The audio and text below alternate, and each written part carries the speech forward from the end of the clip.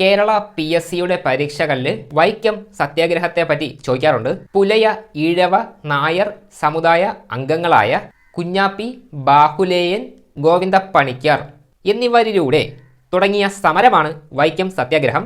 വൈക്കം മഹാദേവ ക്ഷേത്രവുമായി ബന്ധപ്പെട്ടതാണ് വൈക്കം സത്യാഗ്രഹം. വൈക്കം സത്യാഗ്രഹം തുടങ്ങിയത് 1924 മാർച്ച് 30 വൈക്കം സത്യാഗ്രഹത്തിന്റെ പ്രധാന നേതാവാണ് TK മാധവൻ. വൈക്കം സത്യാഗ്രഹവുമായി ബന്ധപ്പെട്ടുകൊണ്ട് വൈക്കത്ത് നിന്ന് തിരുവനന്തപുരത്തേക്ക് സവർണ ജാഥ നയിച്ചത് മന്നത്ത് പത്മനാഭനാണ്. ഗാന്ധിജിയുടെ നിർദ്ദേശപ്രകാരമാണ് മന്നത്ത് പത്മനാഭൻ സവർണ ജാഥ നയിച്ചത്.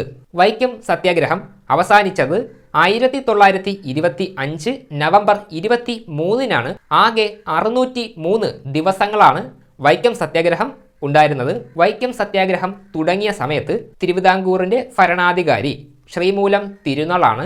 എന്നാൽ വൈക്കം സത്യാഗ്രഹം അവസാനിച്ച സമയത്ത് തിരുവിതാംകൂറിന്റെ ഭരണാധികാരി പൂരാടം തിരുനാൾ സേതുലക്ഷ്മി ഭായിയാണ്.